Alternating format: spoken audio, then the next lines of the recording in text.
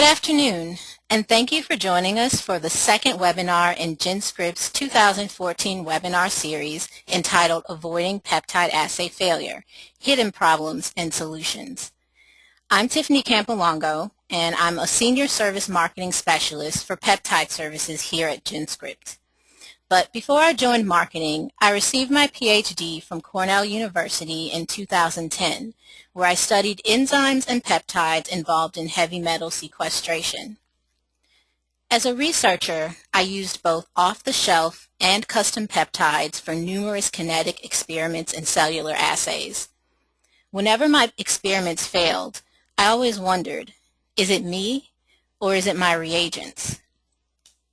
The reason that the title of this presentation includes the phrase hidden problems and solutions is because there are intrinsic chemical properties of custom peptides that are not always readily apparent to biologists. Those intrinsic properties include both sequence design and artifacts of custom peptide synthesis. This presentation is designed to bridge the gap in knowledge between chemical peptide synthesis and our knowledge of biological assays. To do this, I'll introduce what we believe are key aspects of custom peptide design and synthesis that can affect your downstream assays. I'll also present some do-it-yourself solutions as well as some services that GenScript offers that can make working with custom peptides a little easier. If you have questions during this presentation, you can submit them by typing them in the questions field that should be showing on your screen right now. I'll do my best to answer some questions at the end of the presentation.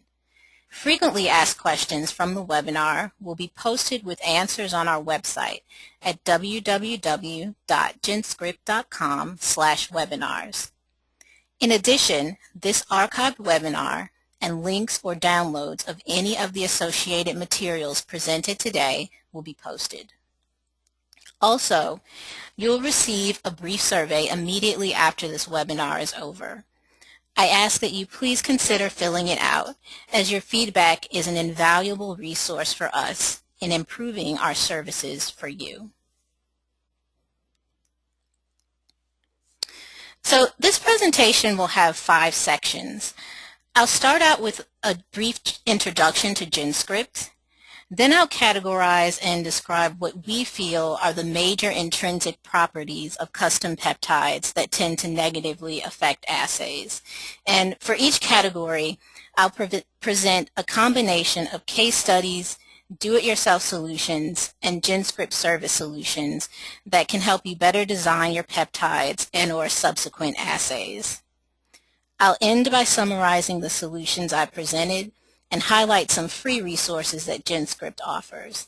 And then I'll end by answering questions.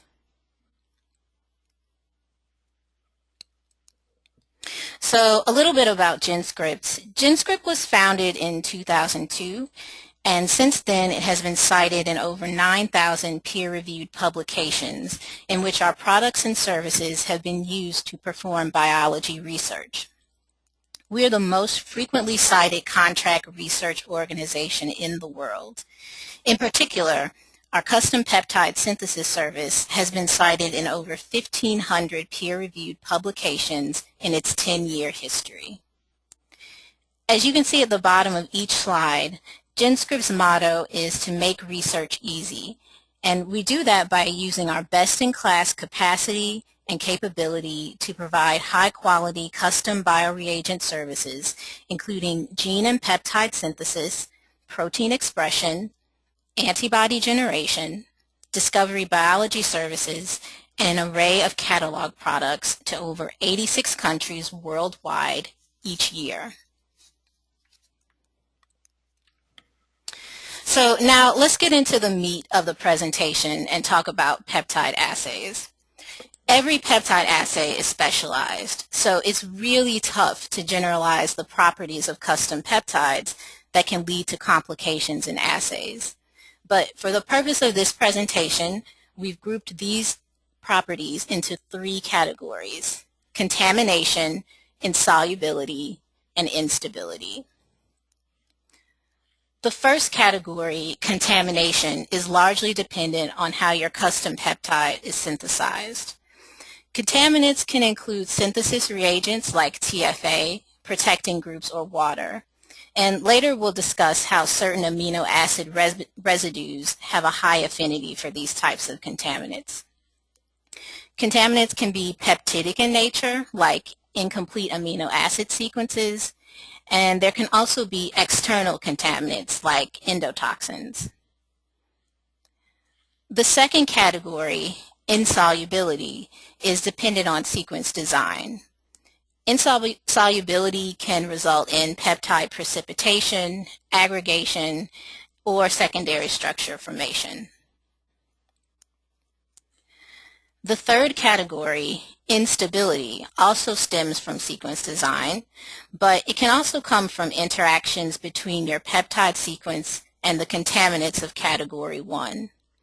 Instability can lead to an array of problems such as oxidation, deliquescence, colorization, deamidation, hydrolysis, cyclization, and secondary structure formation. So one thing you might have noticed is that each of these categories has one thing in common. They're all governed by the intrinsic properties of your custom peptide. And one of the key points that I want to drive home today is that a peptide is not only a biological reagent, but it's a polymer. And preemptive changes to the polymer sequence can help you circumvent assay complications from the start. So this is a general formula for how I will discuss each of the intrinsic properties of custom peptides. I'll talk about how to evaluate your sequence, meaning I'll identify specific residues that can define the characteristics of your peptide. I'll talk about some of the symptoms you might see in assays that might signal that an intrinsic property of your custom peptide is causing aberrant assay data. That could be inexplicable cell or tissue growth, or aberrant peptide bioactivity, or observation of abnormal physical characteristics of your peptide. And then finally, I'll talk about what you can do to resolve or circumvent assay complications. And this will include preemptive sequence optimization, tips on assay preparation, and of course our specialized service solutions. So I'll start out by talking about custom peptide contamination, and really a discussion on contamination warrants a brief review of custom peptide synthesis. The majority of custom peptides synthesized today are produced using a method that was pioneered by a scientist named Bruce Merrifield in 1963, and it's called solid phase peptide synthesis, or SPPS for short.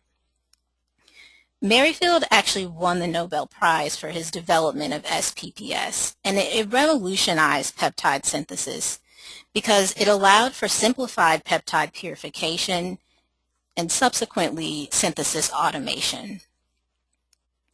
The main components of SPPS are the insoluble resin, which makes it easy for the growing peptide chain to be separated from the reaction mixture, and the use of protecting and activating groups on the incoming amino acids. In SPPS, the peptide is synthesized from C-terminal to N-terminal.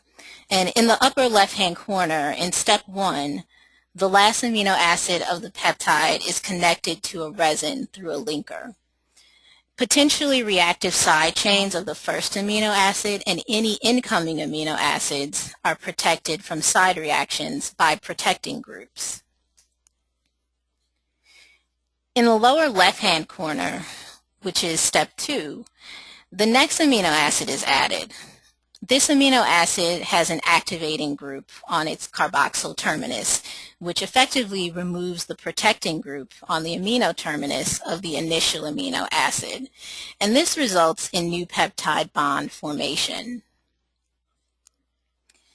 In step 3, this process is repeated over and over again, with washes occurring in between the addition of each new amino acid until the peptide sequence is complete.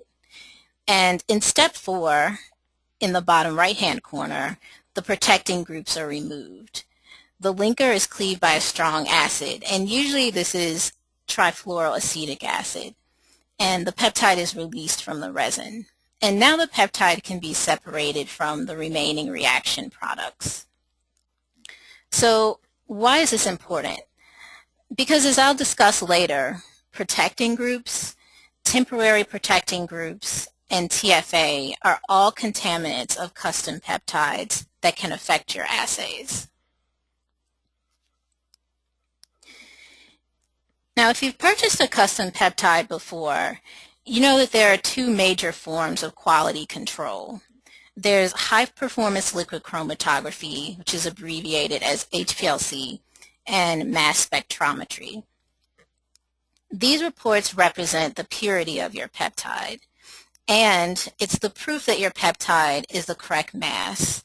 So, for example, if you've ordered a peptide at greater than 90% purity, separation of the peptidic products by HPLC should reveal that 90% of those products is a single product, which is represented by a single peak. The mass spectrum should show that the major species of all peptidic products is one of mass that corresponds to the mass of your custom peptide. Keep in mind, though, that these analyses do not give you information about the non-peptidic components in your delivered peptide. So what's in your lyophilized custom peptide then? Well, you may be surprised to learn that it's made up of a lot more than your target peptide sequence. Your custom peptide has two major components, net peptide content and a mixture of non-peptidic contaminants. The majority of the net peptide content is your target sequence, and this is determined by the minimum purity that you select when you order your peptide. The remaining net peptide portion contains incomplete peptides. These peptides may be deletion sequences that are missing internal amino acids or truncated sequences that are missing an N-terminal end. The remaining non-peptidic portion of your custom peptide are contaminants in the form of counterions, which are usually salt ions, and then there's also water there. Now, I should mention that this custom peptide composition is not unique to GenScript.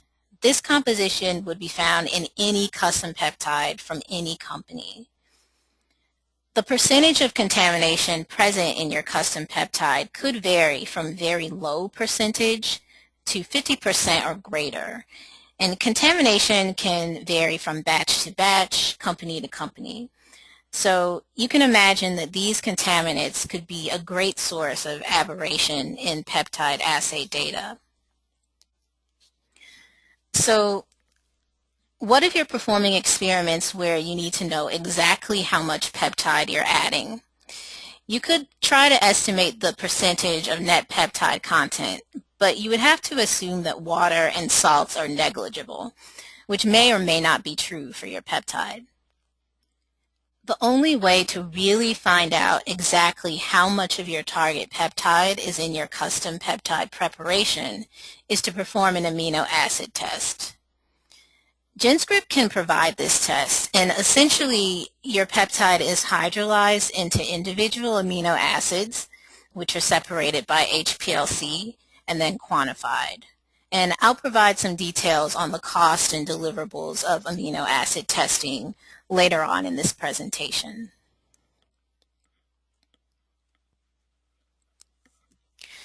So the first contaminant I'll talk about is trifluoroacetic acid, also called TFA. TFA contamination is what we consider to be the topmost hidden contaminant of custom peptides. TFA has a really interesting story. It's actually an oxidative metabolite of halothane, and halothane is a general anesthetic, and it's administered by inhalation. But halothane is rarely used anymore because it was found to cause severe liver injury in adults, called halothane hepatitis.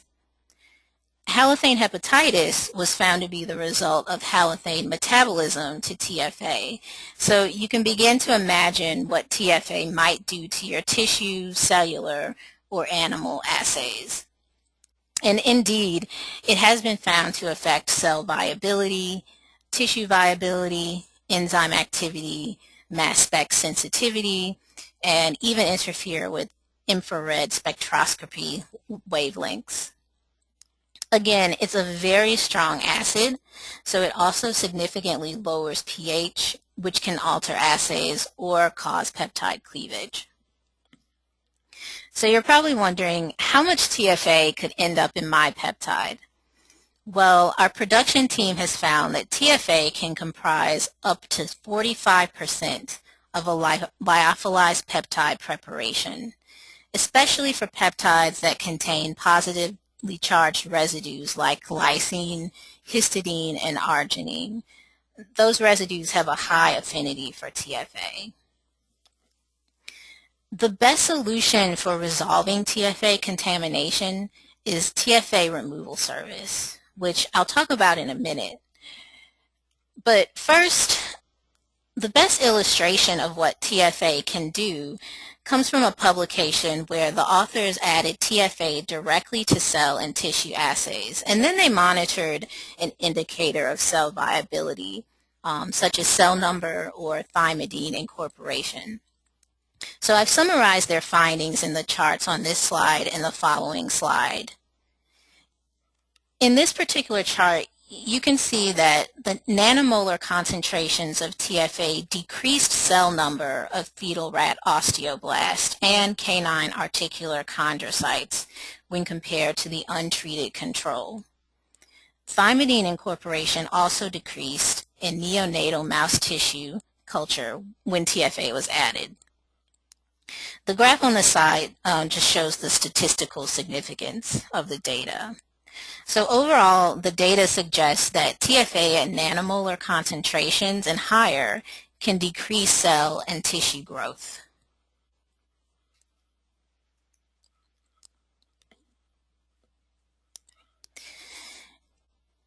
In the same study, the effect of TFA contamination inside a peptide preparation was measured. So in the top chart, the group added one of three different types of peptides. They added either amylin, CGRP, or rat calcitonin to fetal rat osteoblast. Each of these peptides is a hormone that theoretically should increase cell growth. The peptides had been previously prepared with either TFA or hydrochloric acid, so the peptides were in the form of TFA salts or chloride salts. In the top chart, you can see that the addition of amylin HCl salt to the osteoblasts increased cell number, while the addition of amylin TFA salt did not change the cell number. Also in the top chart, you can see that the addition of CGRP peptides containing either HCl or TFA contamination increased the cell number in both cases. However, the amount by which the cell number increased was statistically different. So cell number increased more in response to CGRP contaminated with hydrochloric acid as compared to TFA contamination. Finally, shown in the top chart, the addition of rat calcitonin containing HCl contamination did not change the cell number, while the addition of TFA contaminated peptide actually decreased the cell number. So the top chart shows that when TFA was a peptide contaminant, cell number was statistically less than when HCl was the peptide contaminant. Now let's go to the bottom chart. So in the bottom chart, amylin contaminated with HCl or TFA was added to neonatal mouse tissue culture, and thymidine incorporation was measured. Thymidine incorporation increased when amylin HCl salt was added, but it decreased when amylin TFA salt was added. So again, TFA reduced cellular metabolism. And again, the two bottom graphs are examples of the statistical significance of the data. So overall, although the results of this experiment was dependent on the type of peptide and the cell or tissue type, it's evident that TFA can cause aberrant assay data, and this can include a decrease in cell or tissue metabolism.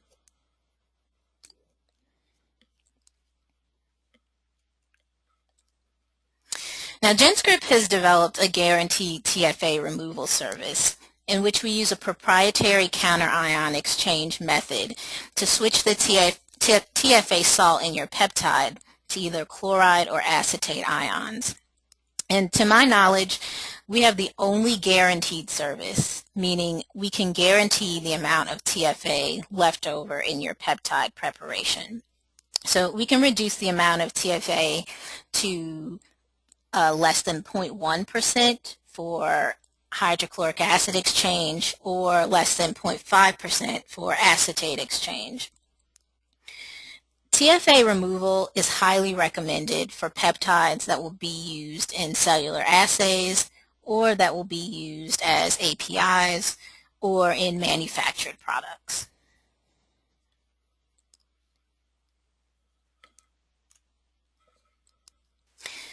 The next topic I'll discuss under contamination is water. Most people wouldn't think of water as a contaminant, and you might think custom peptides are lyophilized, they're dried down upon delivery, so how can they possibly contain water? Well, no peptide is completely dry. They all contain water to some level. Water absorption, which is also called deliquescence, is a problem because if your peptide powder is accumulating water over time, it will accumulate mass and it will skew your gross peptide concentration calculations. In addition, for some peptide sequences, water can cause cleavage reactions. The symptoms of deliquescence are a loss in peptide activity over time, or the conversion of your peptide powder to crystal. And there are certain residues that attract water, like serine, threonine, lysine, glycine, and arginine.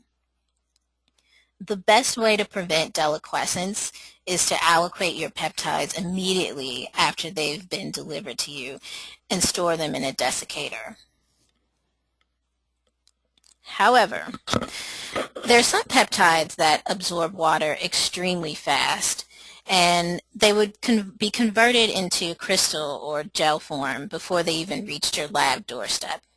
In these cases, GenScript can treat the peptide with excipients to draw out the water and maintain dryness through storage and through delivery and storage.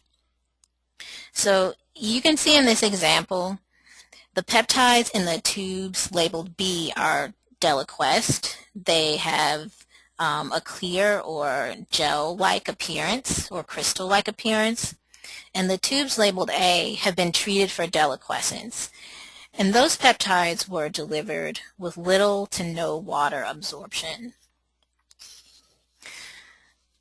Moisture removal is a service that GenScript can do for free for you. However, this treatment should be used sparingly because the excipients that are used can actually add mass to your peptide preparation.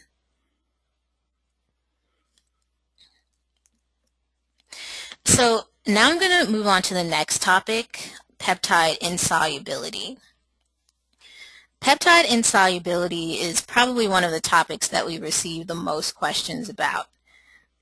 Hydrophobic peptides are important reagents in a number of different research areas because they represent membrane proteins, they represent biomaterial building blocks, and they're useful in a number of other applications. The problem with hydrophobic sequences is that it is more energetically favorable for them to interact with themselves than with water, and so they minimize their interaction with water and become insoluble. This is easily recognized by a peptide that precipitates out of solution or forms a turbid colloid-like solution when you dissolve it. Not only are hydrophobic peptides a pain to dissolve, but insolubility further complicates gross peptide calculations. In addition, some peptides can be pricey, and no one wants to lose 50 or 75% of their peptide because it's largely insoluble. Typically, peptides will be hydrophobic if they are greater than 5 amino acids long, and over half of the sequence contains hydrophobic residues like tryptophan, isoleucine, phenylalanine, methionine, valine, or tyrosine.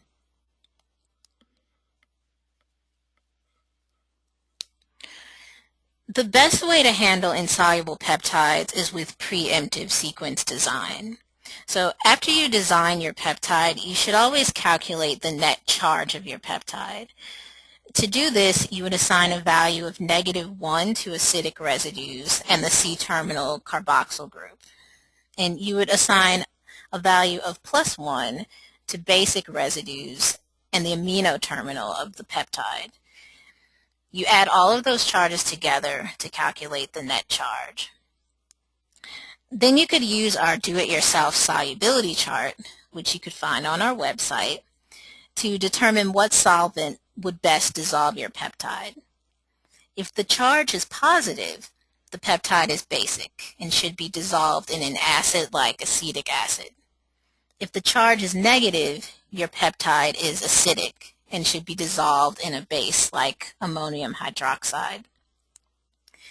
If the charge is 0, the peptide is neutral and should be dissolved in an organic solvent like acetonitrile, methanol, or isopropanol. But if you don't want to go through the trouble of testing out different solvents yourself, right now we're performing free solubility testing for individually purified peptides. So this is a good time to take advantage of that and save yourself the frustration of troubleshooting peptide solubility yourself. If you find that your peptide contains over 50% hydrophobic residues, you may choose to replace some hydrophobic amino acids with hydrophilic ones, as long as you don't replace the ones that contribute to biological activity. If you can't alter the residues in your peptide sequence, there are some other options. So you can opt to incorporate O-acyl bonds in your peptide, or you can incorporate hydrophilic linkers like a string of lysines. Both of those will decrease hydrophobicity. If you're designing a peptide library, simply shifting your sequence window 1 or 2 amino acids over may produce a library that contains more soluble peptides.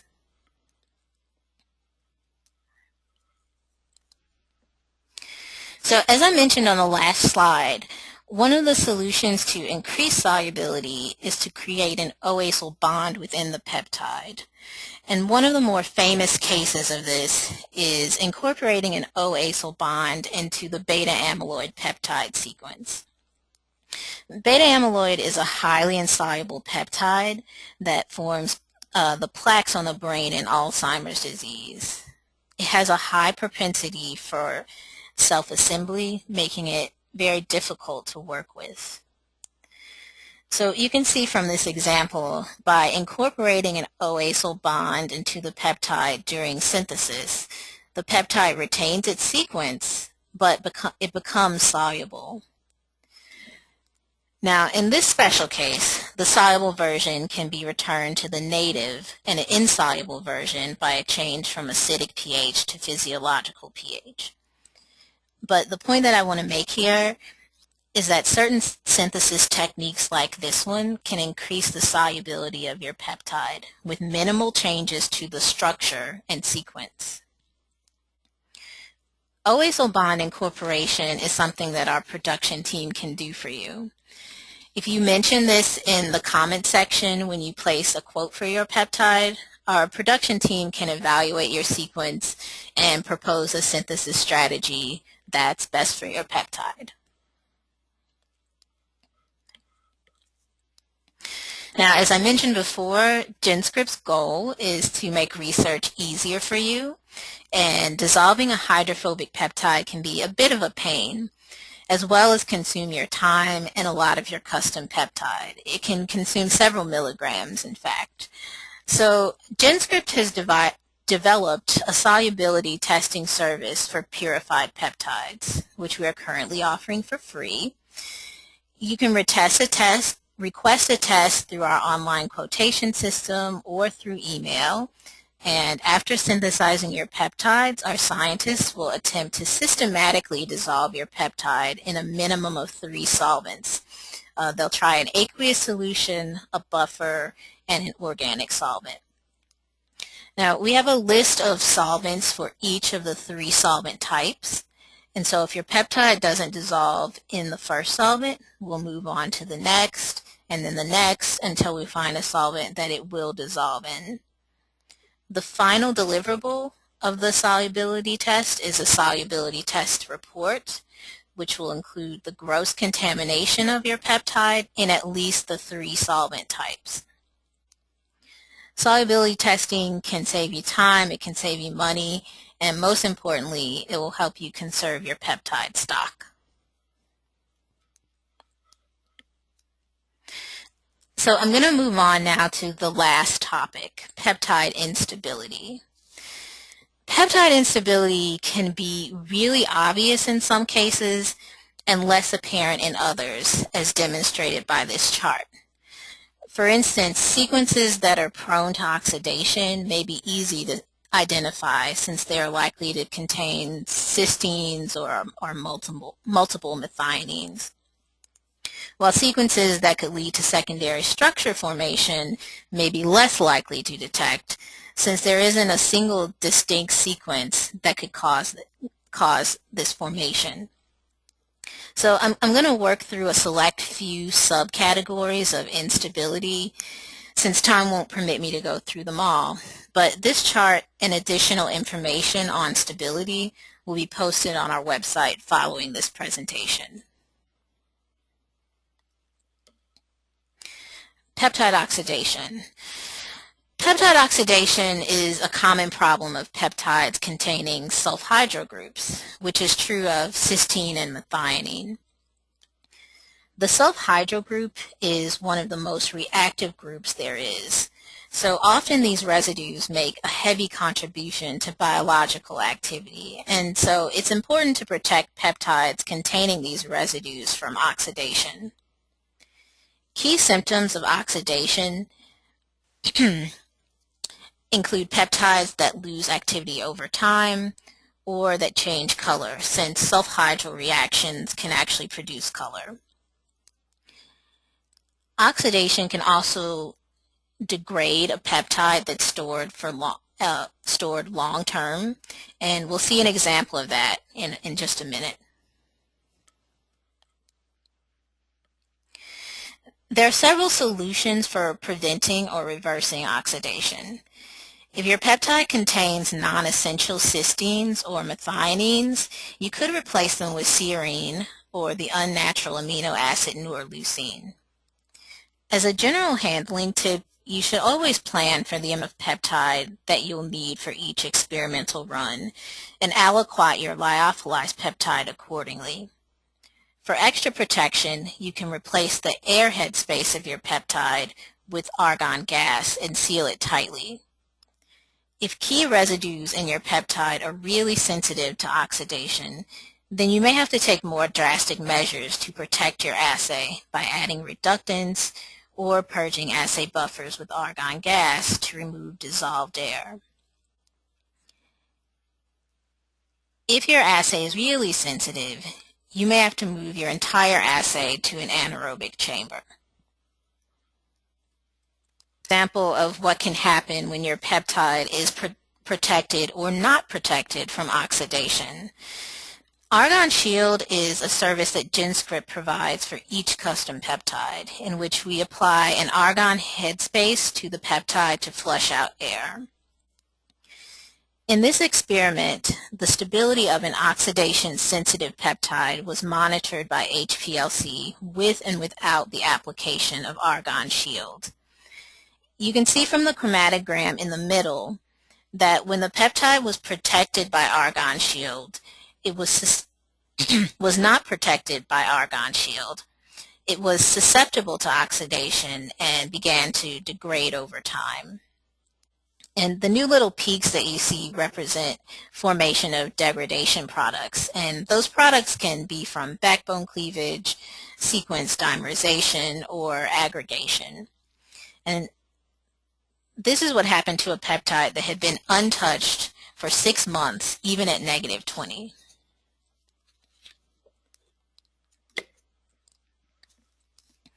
In the third chromatogram, you can see that when argon shield was initially applied to the peptide, no new products formed over time, indicating that the argon headspace allowed the peptide to remain relatively stable for over 6 months of storage.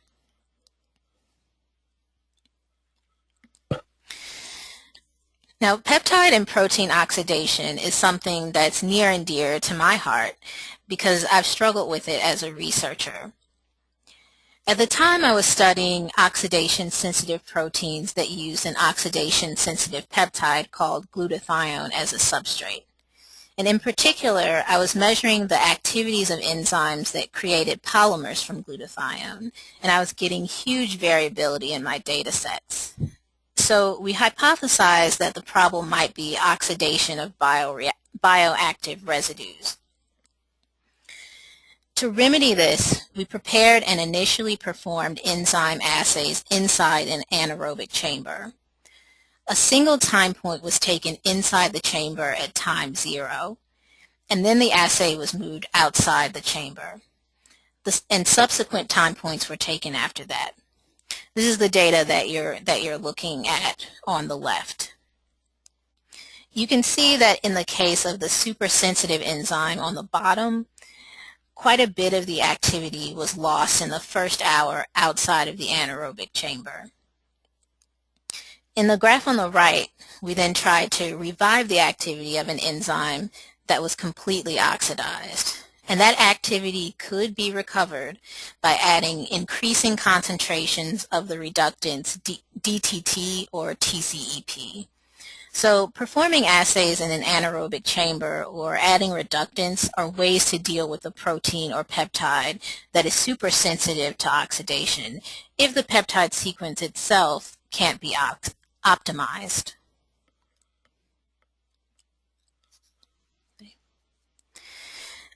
Peptide color change is the final instability issue I'll talk about. A peptide may change color for 2 reasons. It may be oxidized, or certain protective groups in the contaminant portion of the peptide preparation may react to cause color change.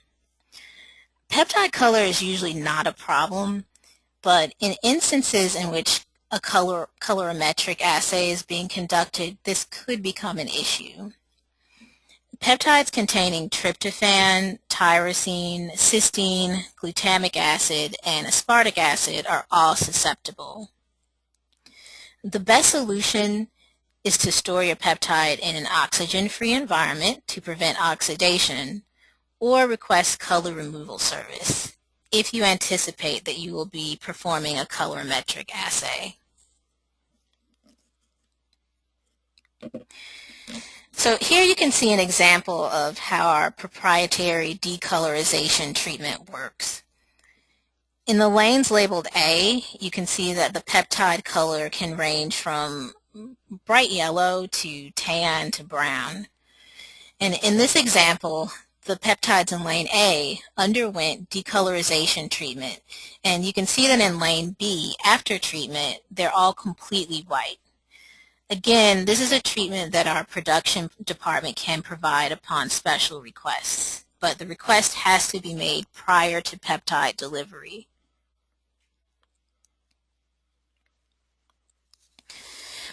I just want to highlight a few resources that might be helpful to you. So we have a general do's and don'ts of peptide handling chart that provides basic guidelines on handling peptides and preparing them for assay. Number 1 on this list is do lyophilize peptide according to daily experimental needs. And if you can follow this rule, you'll circumvent many of the problems associated with peptide storage. In general, you should always plan for the amount of peptide that you'll need for each experiment and aliquot your peptide accordingly. If you can do this before you order your peptide and request that your peptide be pre-aliquoted before delivery, that's even better. GenScript provides aliquoting free for the first 5 vials and then a nominal fee for additional aliquots. Those aliquots are all delivered in sealed tubes flushed with argon gas, so this can really help preserve your peptide. You'll be able to avoid many of the do's and don'ts on this list, like repeated freeze-thaw cycles, repeated opening of your peptide stock, and storage of your peptide in solution. You can also limit your peptide's exposure to air, all just by requesting free aliquoting. Now, we don't recommend that you store your peptides in solution, but if you have to, we recommend that you aliquot that solution immediately after you dissolve your peptide with a sterile buffer and use a 0.2 micron filter to remove bacterial contamination. These suggestions are all on our website, and if you follow them, you can increase your confidence in knowing that your peptide hasn't lost activity due to improper storage. Now, we also have some resources on our website for calculating peptide charge and predicting peptide hydrophobicity, like our peptide property calculator, and we also have a do-it-yourself solubility schematic. The peptide property calculator allows you to input your sequence and calculate the net charge of your peptide. The do-it-yourself solubility schematic shows you step by step how to calculate the charge of your peptide and then subsequently how to dissolve it. And for general purposes, if you just want to calculate the molecular weight of your peptide, you can use our very popular molecular weight calculator. It can recognize and calculate the molecular weight of your custom peptide plus 60 different modifications.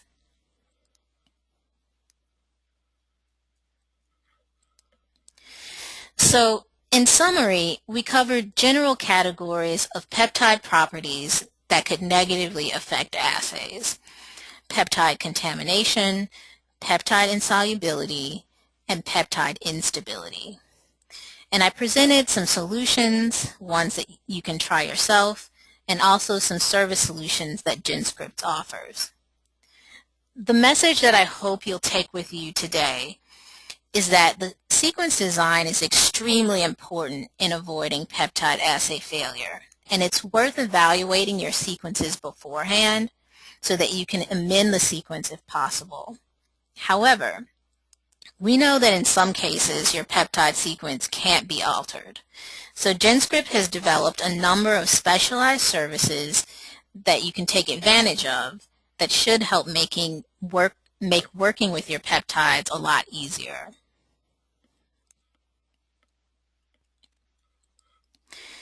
This slide presents all the specialized services that we touched on in this presentation. Many of them are free of charge, so I urge you to take advantage of those. And it's important to keep in mind that these services are not available post-peptide delivery. They have to be requested during the custom peptide quotation phase. So again, it's really important to evaluate your sequence beforehand so that you have an idea of what service you should request. If you're unsure about whether or not you should request a specific service, we have 24-hour technical account managers who are all former researchers as well as our experienced peptide production team. They're both ready and willing to answer questions or help assist you in your peptide design.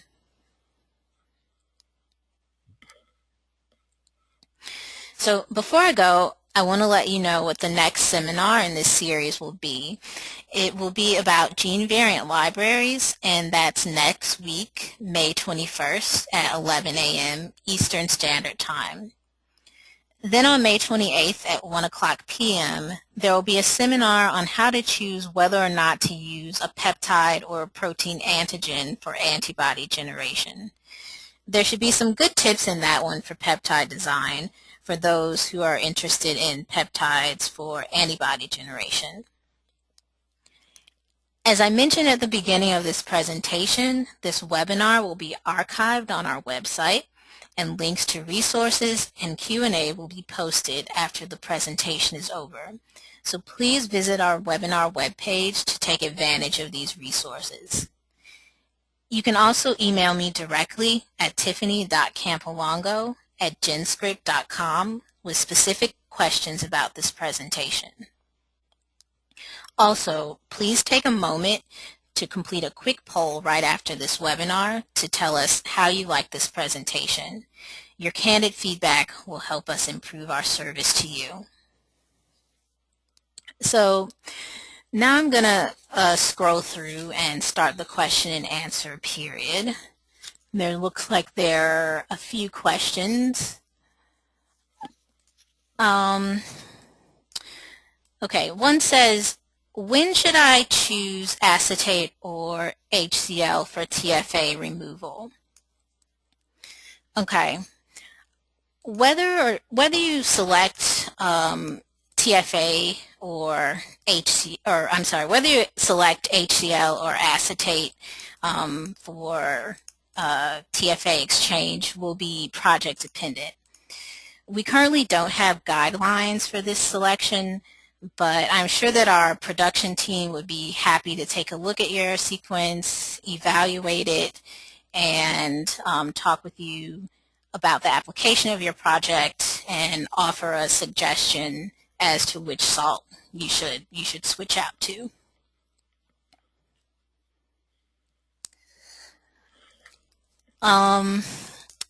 Another question says, what buffers come with the solubility test? So we'll always start out the solubility test with deionized water, because I think ideally most people would prefer to dissolve their peptide in water. After that, we would move on to phosphate buffer at neutral pH and then test a few other pHs. And if that doesn't work, we would move on to organic solvents, and that depends on your peptide sequence. So for instance, if your peptide contains cysteine, we may select a special solvent to try to dissolve your peptide. But we will choose solvents according to the sequence and try to dissolve it as best as we can.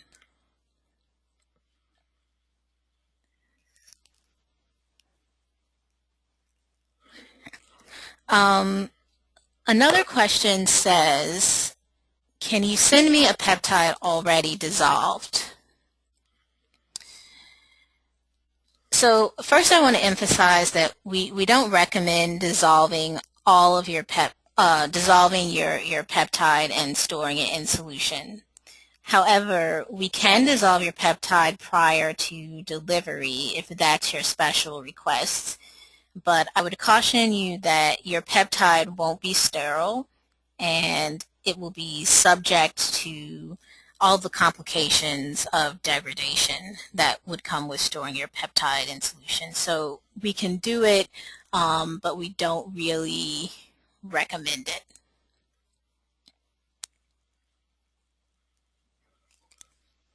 Okay, let me continue scrolling.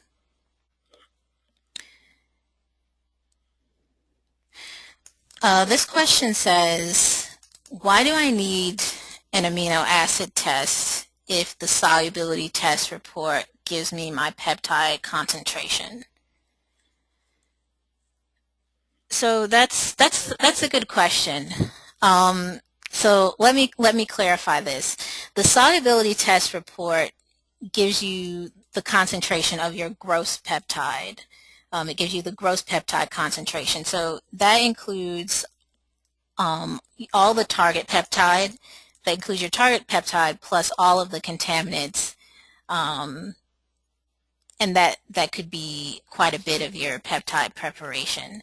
So again, the only way to know exactly how much peptide you have in your delivered preparation is to do an amino acid test. The solubility test will only give you the concentration of your gross peptide.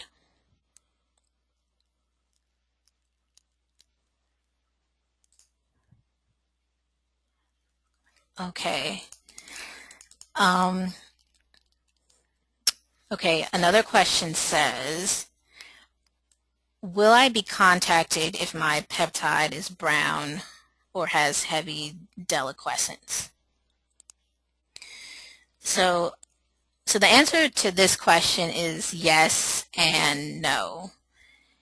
If your peptide is heavily deliquesced prior to sending, then our production team would contact you and they may propose excipient treatment. And then you could decide whether or not to go through with that treatment. But if your peptide is brown or it has color, we wouldn't contact you necessarily. You would need to let us know up front that that peptide was going to be used for some color-sensitive assay.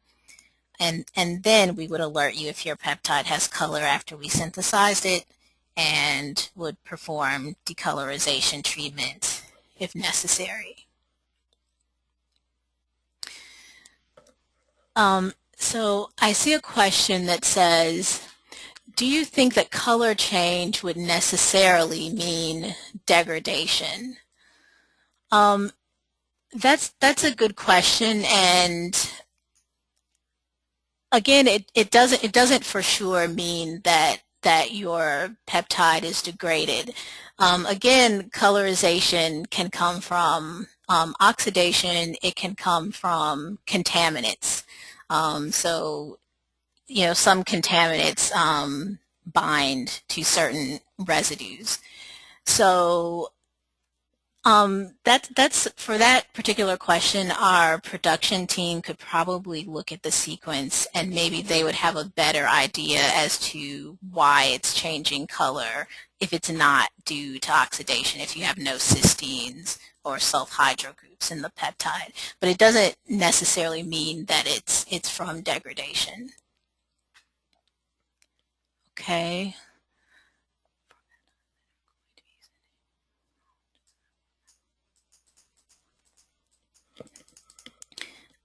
Okay, I think I'm going to answer one more question. Will the slides be available after the presentation? Yes, the slides will be available for download after the presentation. They'll be archived on our website, and the webinar video will also be available for download either tomorrow or Monday at the latest. And with that, thank you for attending this webinar. I'm sorry that I didn't get to everyone's question, but I will consult with our production team for the questions that I could not answer, and those will be posted on our website as soon as possible. Again, I thank you so much for joining me today. I hope that you learned something, and good luck with your future research.